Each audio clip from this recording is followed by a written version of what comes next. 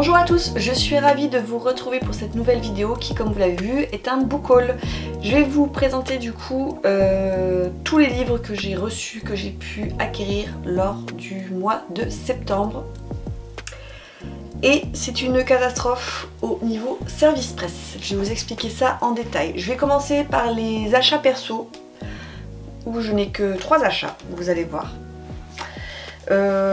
Voilà, et après c'est la cata. On y va pour les achats perso. J'ai déjà acheté donc le premier tome de la saga Journal de la NASA Sainte. C'est de Martha Wells. Donc ce premier tome s'intitule Défaillance Système. C'est chez La Talente. C'est une saga de SF qui me fait l'œil depuis longtemps. Que j'ai repéré notamment chez Armance. C'est Armance Around the Corner sur Instagram. Voilà. Alors c'est tout petit, c'est une toute petite série. En fait je l'avais commandé chez ma libraire spécialiste de SFFF au mois de juin, je l'ai commandé, et en fait, ou au mois de juillet, et il a mis énormément de temps à arriver ce bouquin, et donc je l'ai juste récupéré au mois de septembre. Voilà, donc j'ai hâte de me lancer dans la saga. Je crois qu'il y a 7 tomes, 7 ou 8 tomes, donc on verra ça. On est dans de la science-fiction. Ensuite, je me suis acheté, alors c'est un livre qui m'intéresse beaucoup de deux points de vue, donc c'est Louvre en juillet de Gabriel Filto-Shiba aux éditions des Paysages. C'est un tout petit roman que j'ai acheté, alors d'une part parce que Gabriel Filto-Shiba, j'aime beaucoup ce qu'elle fait. J'avais lu Sauvagine, qui est vraiment un livre magnifique qui se déroule, alors je sais plus si c'est exactement au Québec, au Canada en tout cas, qui nous parle d'une femme qui va se lancer sur les traces de quelqu'un, d'un chasseur qui aurait tué son chien. Je crois que c'est ça, son chien. Et c'était vraiment très bien, donc d'une part j'ai envie de la relire, et d'autre part c'est le premier roman dans cette nouvelle maison d'édition des Paysages. Je crois que c'est une maison d'édition qui met en avant les femmes et la nature. Alors c'est collection animale, des textes au féminin pluriel qui courent mort swine, voilà. Et j'ai envie de soutenir en fait, tout simplement, la maison d'édition. Et je les trouve, alors c'est vrai que c'est 14 €, le livre est tout petit, mais je me dis, ça fait 100 pages. Je me dis que ça fait c'est un livre que je garderai. Et je pense que c'est très bien écrit. Je vais essayer de me le caser au mois d'octobre. Voilà. Et le dernier achat que j'ai fait, c'est sur les conseils de Séverine. Il est bien ce livre qui en a parlé. Ça a été vraiment un énorme coup de cœur pour elle, donc je me le suis procuré.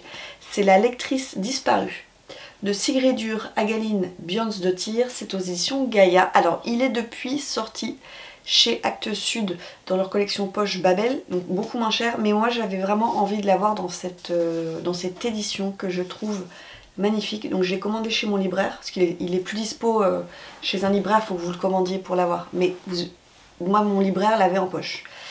Alors on est avec Eda, c'est une jeune blogueuse islandaise qui s'enfuit un beau matin sans laisser d'explication, et elle abandonne son bébé de 3 jours. La police va découvrir qu'elle s'est rendue à New York et son frère Einar accepte de partir à sa recherche. Lui, il est habitué à pister les disparus dans les immensités islandaises. Et il a passé son enfance à courir après sa sœur, toujours cachée dans les placards, sous le lit, et invariablement plongée dans un livre. Voilà, donc je sais que je veux pas en savoir plus. Je sais que ça parle de la lecture, du pouvoir des livres. Pourquoi est-ce qu'elle abandonne son bébé? Ça a l'air vraiment bien. Je ne sais pas quand est-ce que je le lirai. J'aimerais bien essayer de le caser quand même d'ici la fin de l'année. Peut-être au mois de décembre. Je vais le mettre dans ma palle de décembre. Voilà, ce serait vraiment bien que je puisse le lire. Voilà, donc ça c'est le raisonnable. Ça c'est le côté cartésien de mon cerveau. C'est contrôlé. Vous êtes prêts pour le côté reptilien qui ne contrôle plus rien? Alors là c'est l'horreur. Non, je plaisante. Non, en fait j'ai reçu des livres on va dire un peu surprises, des envois, des choses que j'avais demandé il y a très longtemps, parce qu'en fait on nous avait envoyé au mois de juin quand on remplit, j'arrive pas à trouver le document, et j'avais oublié que j'allais les recevoir parce que c'est la rentrée littéraire, donc, et en fait on a tout reçu en même temps. Et en fait c'est ça, c'est que ce n'est pas étalé. Donc les prochains bilans lecture, ça va être pratiquement que de la lecture de service presse, parce qu'il faut quand même que je les dégomme. On m'envoie des services presse, je pense que la moindre des choses c'est de les lire assez rapidement pour faire un retour. Et les maisons d'édition elles veulent quand même un retour rapide. Si on fait le retour d'un service presse 6 mois après, ça n'a aucun intérêt. Alors je commence par 3 livres que j'ai reçus dans le cadre du prix du meilleur polar point. Donc alors celui-là je suis trop contente de l'avoir reçu, j'avais oublié qu'il est dans la sélection et j'étais prête à me l'acheter. Donc c'est Il dure, ouais c'est ça, le titre c'est Il dure de Satu Remo, je sais pas comment on prononce. Je l'ai montré sur Insta et tout le monde m'a dit il est super bien. Donc nous sommes à 25 ans après la disparition de sœurs Rosa et Björk. Alors c'est les sœurs de Hildur Runarsdottir qui vit toujours en Islande, voilà, où il est inspecteur de police, donc c'est ses sœurs qui ont disparu. Alors c'est une fille, pardon, Hildur c'est une fille, elle accueille un stagiaire finlandais et ils vont enquêter sur une avalanche ayant causé la mort d'un pédophile. Hildur ne peut s'empêcher d'espérer découvrir un lien avec ce qui a pu arriver à ses sœurs. Ça a l'air trop bien. Je me le cale très très vite. Faut que je fasse ma palle du mois d'octobre d'ailleurs, parce que je ne l'ai pas faite encore. Ensuite, on a reçu Les Doigts coupés de Anne Lorker, qui est tout petit. C'est l'autrice de La Daronne, dont j'ai entendu beaucoup de bien, qui avait été adaptée à la télé, en tout cas en film. Donc là on est avec Adrienne Sélarié qui est paléontologue. Elle va révéler une sépulture vieille de 35 000 ans. N'était-elle pas en train de mettre à jour la première scène de crime? Quel fut le destin d'Olly, cette femme venue du fond des âges? Voilà, je ne l'ai jamais vu passer ce bouquin. Donc dites-moi, parce qu'on nous dit Anne Lorker nous entraîne au cœur de la préhistoire sur les traces de nos origines. Donc c'est assez marrant, c'est un thriller, mais on va enquêter sur un meurtre qui s'est déroulé pendant la préhistoire. Donc ça c'est assez intéressant. Et le dernier, c'est La Petite Pavasse là. 540 pages. Et en plus je sais que cet auteur est pas facile à lire. Donc c'est Sadorsky chez le Docteur Satan de Romain Slocombe. L'inspecteur Sadorsky, j'ai lu le premier tome, j'ai lu cette année d'ailleurs, je vous l'ai chroniqué cette année. C'est l'histoire d'un salaud. C'est un inspecteur, donc un flic pendant la Seconde Guerre mondiale, pendant l'occupation à Paris, et qui n'hésite pas à balancer, à faire de la délation, à dénoncer les juifs, entre autres choses, parmi ses qualités. Voilà, par exemple. Et donc là, c'est pire que tout. On est en 44. Alors, c'est le 7e tome de la saga. Donc ici, on est en 44. Il va traquer Marcel Petiot, le tueur en série qui brûlait les malheureuses victimes sous l'occupation. Voilà, mais... Alors, c'est pas Sadorsky, pardon, c'est les flics qui recherchent Marcel Petiot, mais ces mêmes policiers recherchent aussi Sadorsky. Policier collabo en fuite, voilà, quand je vous ai dit que cet homme avait beaucoup de qualités. Parce qu'il a rejoint les Français pro-nazis. Voilà. La fatalité veut que Petiot et Sadorsky vont se rencontrer. Je pense que ça peut être hyper intéressant. Alors, Slocombe, il écrit extrêmement bien, mais c'est quand même, moi je trouve que c'est quand même difficile à lire. Donc c'est du polar historique, mais c'est très très intéressant, on apprend plein de choses. Et du coup, donc ça c'était la sélection point. Je continue avec les polars. J'ai reçu, grâce à une masse critique Babelio, j'ai reçu le tout dernier tome de Sadorsky. Donc ça c'est le 8e tome si je ne me trompe pas.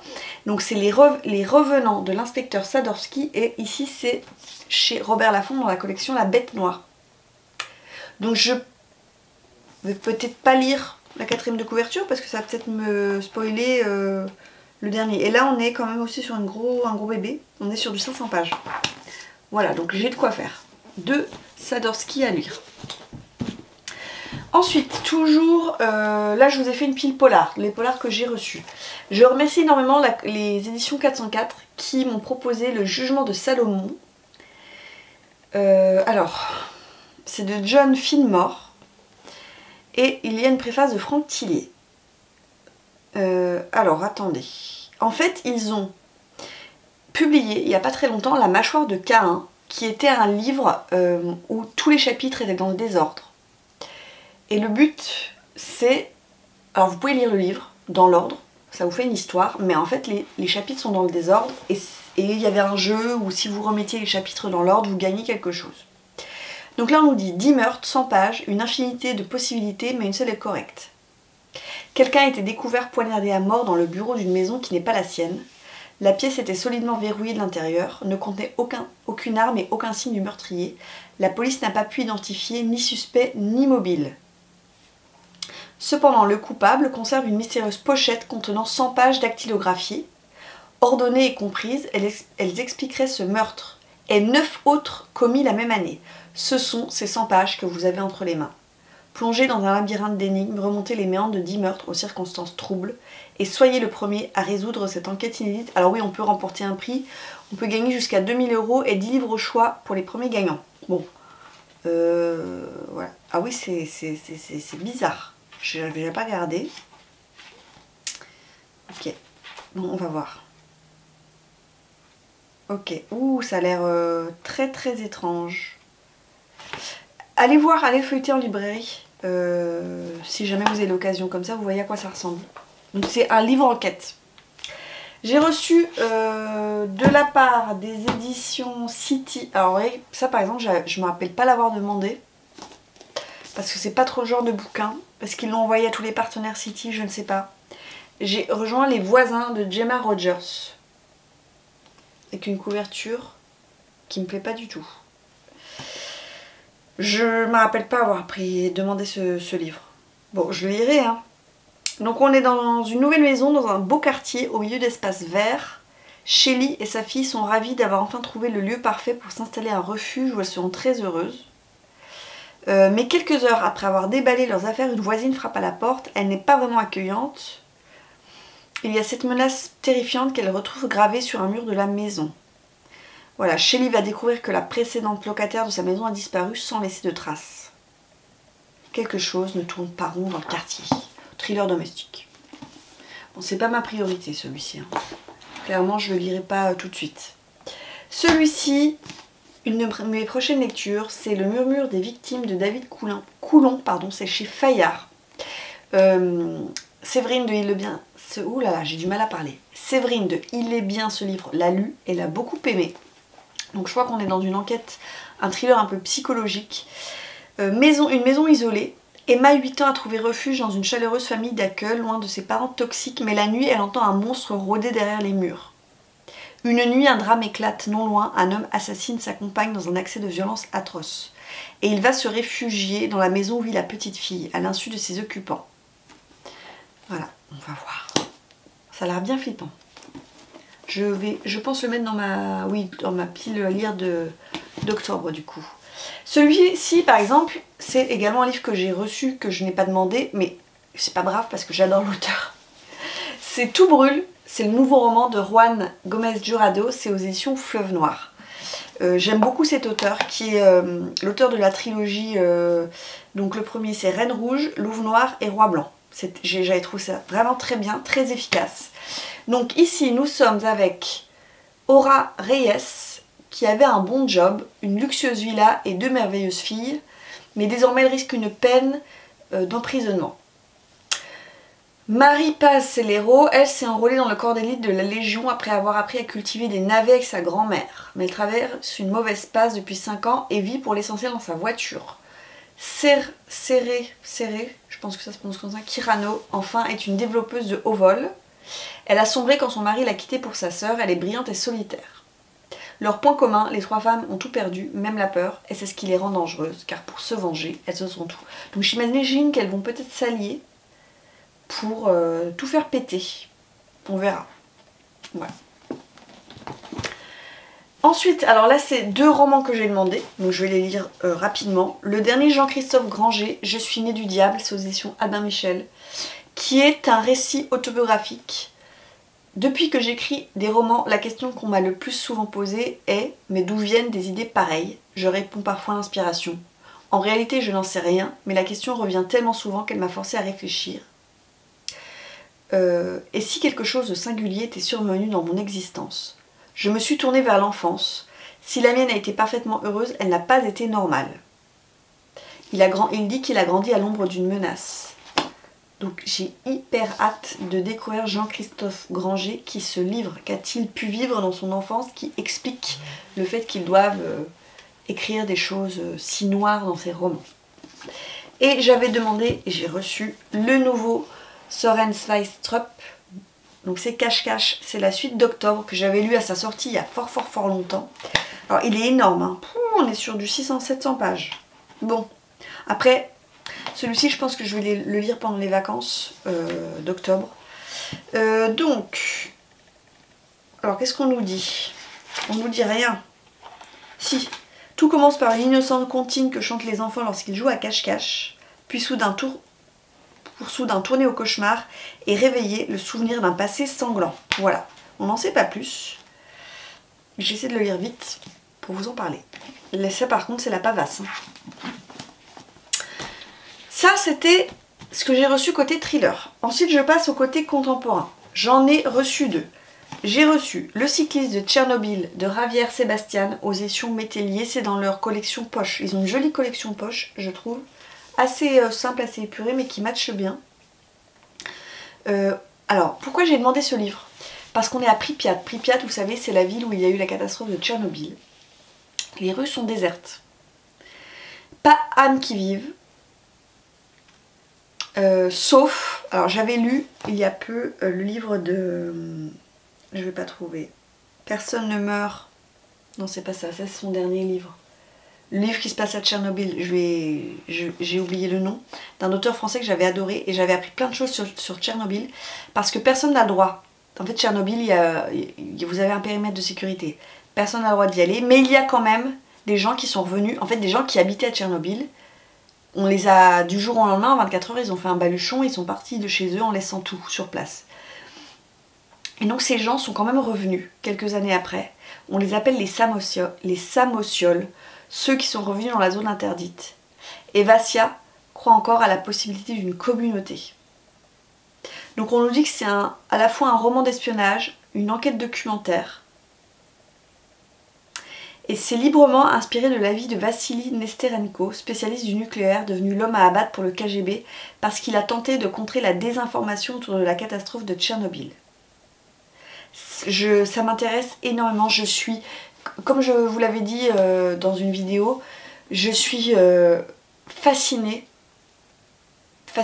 par cette catastrophe, par les retombées, enfin fascinée mais dans le sens, je trouve ça horrible, hein, mais voilà, donc je suis très contente d'en apprendre plus. J'ai reçu également, ça c'est une masse critique Babelio, Les éléments de John Boyne, c'est aux éditions JC Lattès, que je suis hyper intriguée de lire. J'ai lu que des bons avis. Donc on est sur une île. Ouais, c'est un peu bizarre leur truc là. Bon, je sais pas de quoi ça parle. C'est du John Boyne, j'aime beaucoup John Boyne. Et je me fie aux avis de G-Bookin et de Séverine qui ont beaucoup aimé ce roman. On verra bien ce que ça passe, ce que ça dit. Alors ceux-là, comme c'est les Babelio Masse Critique, on a un mois pour les lire et pour les chroniquer. Donc celui-ci est le Sadorski. Donc je les lirai très vite. Allez, plus que deux. Là on passe en science-fiction fantasy. Donc j'ai reçu Barkhane. C'est un livre publié aux éditions critiques, écrit à 4 mains, Régis Godin et Régis Autière. Il est tout petit. Ça a l'air super intéressant. L'Europe n'est plus qu'un vaste désert aux cités ensevelies sous les tonnes de sable, et les hommes se sont regroupés dans des gigantesques villes. Mais certains survivent tant bien que mal dehors, où ils s'échinent à creuser le sable pour exhumer les reliques du monde passé, dont les plus riches sont si friands. Voilà, et nous on va suivre Jaden, qui se lance dans une quête éperdue de vengeance. Il sera vite lu, en plus il est hyper court, donc j'ai laissé sous le blister. Très intriguée. Et le dernier livre que je vous présente, c'est 50 fleurs pour te briser le cœur de Jenna Rose Nethercott. C'est aux éditions Albin Michel Imaginaire. Souvenez-vous, c'était l'autrice de La maison aux pattes de poulet, que j'avais beaucoup aimé et que je vous conseille. Et là, alors j'adore. Une attraction d'autoroute hors norme, l'escalier de l'éternité, une collection de fleurs monstrueuses, une femme qui se transforme physiquement pour répondre au désir de son amant artiste. Ah, c'est des nouvelles. En 14 nouvelles, découvrez l'univers poétique, fantastique et charnel de Jenna Rose Nethercott. Voilà, c'est un peu barré ce qu'elle écrit. De toute façon, la maison pâte de poulet, c'était un peu barré. Le livre est très beau et le livre paraîtra, il y a des illustrations, paraîtra en tout cas pour l'instant seulement en hardback. Il est à 22,90 €. Donc j'ai très hâte de découvrir ces nouvelles. Voilà, c'en est tout de ce book haul, vous avez vu, qui était bien garni pour le mois de septembre. Je vais essayer de lire tout ça, en tout cas en octobre et en novembre. Mon but c'est d'essayer de lire tous mes services presse, voilà, pour redémarrer. Alors je sais que c'est dans longtemps, c'est dans 4 mois le mois de janvier, mais pour arriver au mois de décembre avec 0 SP et être tranquille de ce côté-là. Voilà, n'hésitez pas à me dire s'il y a des livres que vous avez lus, que vous avez aimés ou pas, s'il y a des livres que vous avez achetés, que vous comptez lire, on peut se faire des lectures communes, et s'il y a des livres que vous comptez acheter. Voilà, dites-moi tout ça en commentaire et n'hésitez pas toujours à me suivre sur Instagram, je vous mets tout dans la barre d'infos. Je vous dis à très très vite et d'ici là, lisez bien. Ciao!